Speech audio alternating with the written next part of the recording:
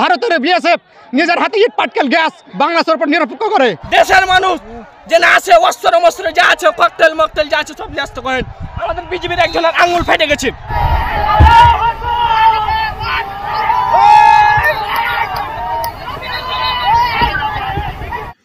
প্রিয় দর্শকবৃন্দ, দেখতে পাচ্ছেন ফের সীমান্ত উত্তেজনা।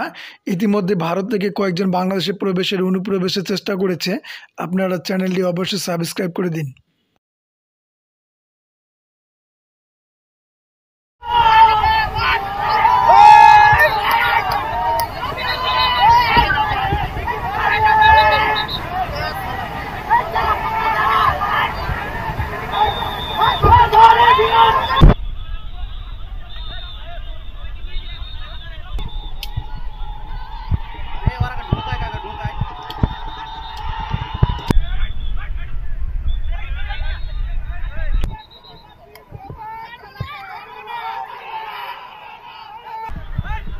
চরম উত্তেজনা। আমার একটা বিষয় যে আমরা কখনো বাংলাদেশের মাটিতে তারাকে ঢুকতে দেবো না। আমরা যতটুকু রক্ত দিয়ে আমার দেশ স্বাধীন করেছি, এই দেশকে আমরা কখনোই ব্যবহৃত দিতে পারবো না। ভারতকে আমরা দেবো না, 1 ইঞ্চি মাটিও আমরা ছেড়ে দেবো না।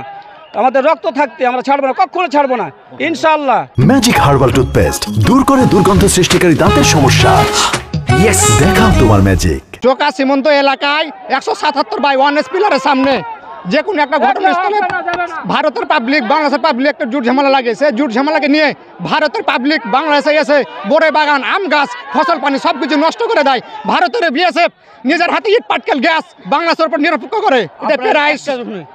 এটা প্রায় আনুমানিক 10টা 10:30 লগে ভাগে এটা চলছে। ভারত আমাদের উপরে অনেক অত্যাচার করছে। ভারত আমাদের গাছগুলো কেটে কেটে নিয়ে চলে যাচ্ছে।